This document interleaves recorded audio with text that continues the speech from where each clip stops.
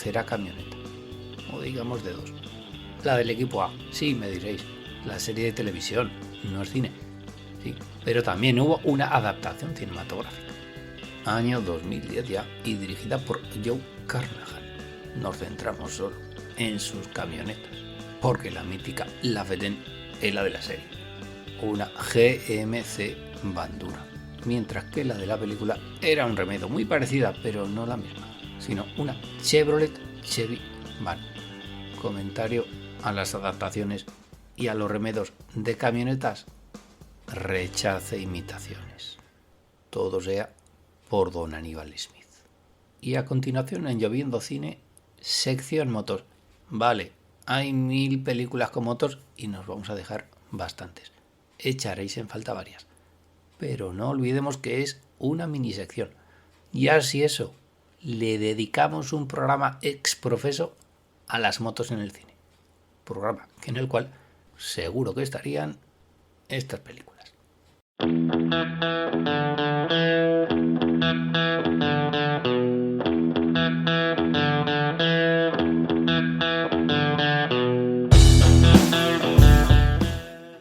Y esa primera película sería una película fundacional, Salvaje, don Laszlo Benedek dirigiendo y don Marlon Brando creando estilo.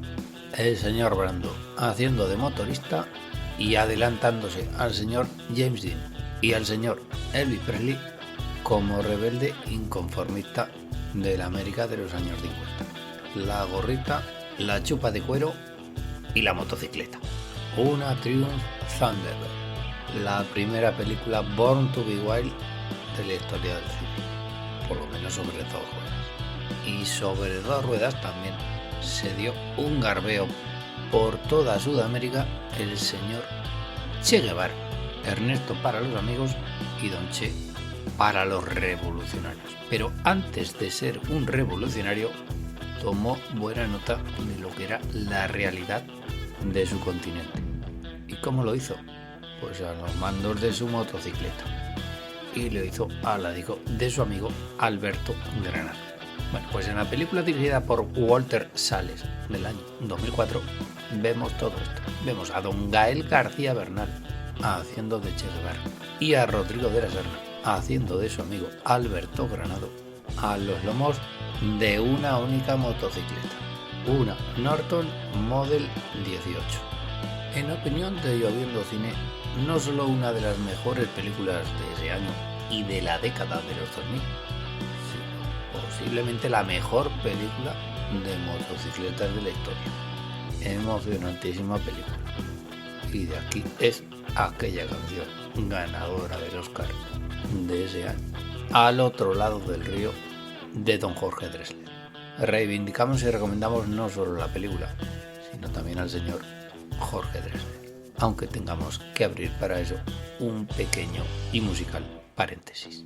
Y como de todo hay en la viña del señor, pues tenemos que nombrar alguna película más actual con una moto de super protagonista, como por ejemplo la película Ghost Rider del año 2007, dirigida por Mark Steven Johnson y protagonizada por Nicolas Cage, adaptación del cómic de Marvel. La motico que monta don Nicolas Cage nada menos que es una Harley Davidson Panhead, película que 5 años después conoció secuela. Remontemos el vuelo. Película Vacaciones en Roma. Qué escenas míticas, más que míticas, protagonizan doña Audrey Hepburn y don Gregory Peck, dirigiendo William Wyler en el año 1953. Pues ambos dos actores se recorren media Roma y la otra también, montadicos en su Piaggio Vespa 125. Mejor promoción para la casa Piaggio imposible. Tendremos que hacerlo. Reivindicamos y recomendamos, para quien todavía no haya podido ver esta película, Vacaciones en Roma de William Wyler del año 1953. Por cierto, guión de Dalton Trumbo, que ganó el Oscar por la película, aunque no pudiera acudir a recibirlo. Hemos remontado el vuelo, ¿verdad? Pues terminamos este repaso a las motos en el cine con la más mítica, no la mejor, pero sí, la más mítica de las películas con motocicleta en su metraje.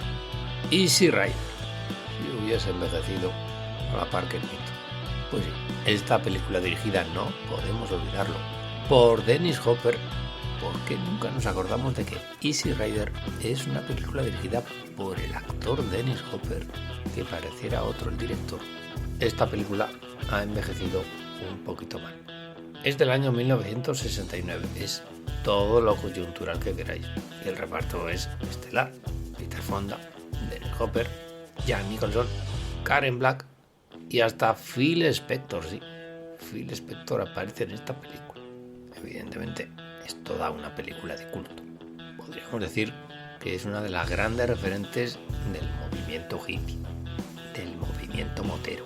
Evidentemente los amantes de las dos ruedas motorizadas se lo pasarán de lo lindo observando el modelo de Harley Davidson Panhead de esta película. Por cierto, Jack Nicholson estuvo nominado al Oscar al mejor actor de reparto, en lo que fue su primera nominación a los Oscars. A partir de ahí ya lo sabéis, película que hacía, película por la que era nominado. En lo que respecta a Easy Rider, pues nos quedamos con el mito. Las películas que nacen con pretensiones de modernidad al final quedan atrapadas en su propia coyuntura y son vistas con el tiempo como toda una reliquia del pasado. Y esto es lo que le ocurre, lo que le está ocurriendo todavía a Easy Rider. Las Harley de la película son las que se han convertido en una pieza de museo. Easy Rider también, pero en otro sentido. Quizá, valga la expresión, se encuentre entre las películas del museo de la coyuntura. Bueno, pues ya digo que podríamos haber hablado de muchas otras películas de motocicletas en el cine, pero nos hemos limitado a las más representativas, que en algunos casos son las mejores. Y a continuación vamos a hablar de una película que no tendrían cabida en ninguna de las secciones de las que hemos hablado ya, tanto en el programa anterior como en este. Hombre, quizás sí usando un poquito el calzado, pero hemos tenido a bien incluirlas en esta sección que podemos llamar como miscelánea. También podrían ser calificados como casos especiales. Lo que es seguro es que nos ha quedado un conjunto misceláneo de lo más diverso y de lo más variado.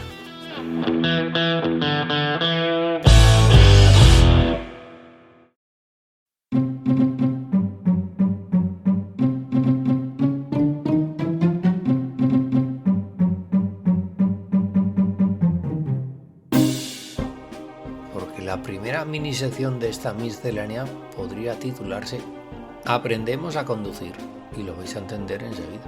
La primera película de esta minisección se llama Aprendiendo a conducir, dirigida por Isabel Coixet en los Estados Unidos a modo de encargo en el año 2014 y protagonizada por Ben Kingsley y Patricia Clarkson. ¿Y qué quiere decir ese título, Aprendiendo a conducir? Pues quiere decir que el señor Ben Kingsley da vida a un taxista que también da clases de conducción. A la razón, es un refugiado hindú en los Estados Unidos. ¿Y a quién da clases de conducción el señor Ben Kingsley? Pues a Patricia Clarkson, lo habéis adivinado. Facilón, ¿verdad?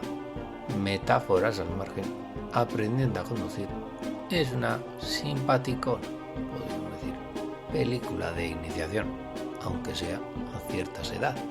Nunca es tarde para aprender, dice el topicazo, y a fe que lo demuestran tanto Patricia Clarkson como Ben Kingsley. Desde el punto de vista automovilístico, dos coches dominan la pantalla: el taxi del señor Kingsley y el coche de la autoescuela.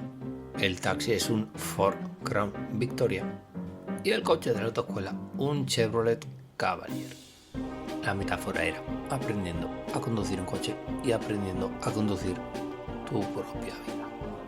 Pero ¿cómo se lo hubiera pasado mejor la señora Patricia Clarkson si le hubiese dado las clases de conducción Juan Carlos Delgado? Y me diréis, ¿quién es Juan Carlos Delgado?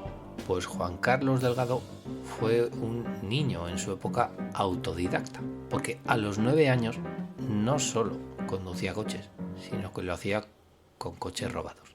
Ese, Juan Carlos Delgado, a los 9 años, ya era conocido como el Pera, el mítico Pera, hoy reconvertido en nada menos que asesor de la Guardia Civil. Película Volando Voy, año 2006 y dirigida por Miguel Alvaradijo. Y nos gustaría nombrar a un solo modelo de coche de los que conduce el Pera, pero es que son unos cuantos, más o menos todos los que encuentra en su camino. Por ejemplo, el no menos mítico 600.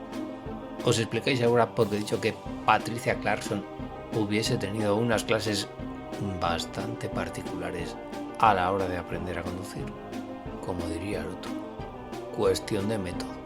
Y pasamos a la siguiente minisección de esta miscelánea también tan particular, porque a continuación vienen películas que forman parte, ¿cómo decirlo?, de un concepto más global del automovilismo o de la conducción. Son películas que constituyen toda una metáfora de los tiempos modernos, de los tiempos en los que se rodaron esas películas y que aún hoy sigue vigente. Porque de metáfora se puede calificar una película como Weekend de Jean Godard, año 1967, basada en una obra de Julio Cortázar. ¿Sabéis qué decía el eslogan de esta película? Está usted entrando en territorio Godard. O sea que ya os podéis imaginar el cóctel que sale de todo ello. ¿Qué significa el atasco y los accidentes que pueblan las carreteras francesas a lo largo de toda la película? Menudo desmembramiento y desmoronamiento de la sociedad. Una de las películas más personales de su director. Tanto es así que para Lloviendo Cine es una de sus películas más fallidas. Y eso que en Lloviendo Cine siempre hemos sido unos firmes, fervorosos y en ocasiones solitarios defensores del señor Jean-Luc Godard. La película de la pareja protagonista en el cual se embarcan ambos dos es un Facel Vega Facelia Cabriolet, y muy emparentada con la película de Godard es El Gran Atasco, dirigida por Luigi Comencini. ¿Y por qué decimos esto? Porque vemos los mismos atascos. ¿En qué obra está basada esta película dirigida por Luigi Comencini? Efectivamente, en la misma obra de Julio Cortázar, La Autopista del Sur. De nuevo, metáfora del mundo globalizado de aquella época. Reparto superestelar y cosmopolita. Alberto Sordi, Annie Girardot, Fernando Rey, Patrick Deguer, Ángela Molina, Marcello Mastroianni, Estefanía Sandrelli, Hugo Tognazzi, Miu Miu, Gerard Depardieu, hasta Paco Algora y José María Prada, y un tal Pepe Sacristán. ¿Os han entrado ganas de ver esta película por si todavía no lo habíais hecho? No será la mayor obra maestra de la historia, pero reivindicamos y recomendamos que veáis esta película, El Gran Atasco. Por falta de coches no será. Y hablando de atascos, ¿os acordáis de cómo empezaba La La Land? Sí, con cierta peineta en mitad de un gran atasco de la señora Emma Stone, y no precisamente de las que se ponen en el pelo. Más metáforas. Traffic.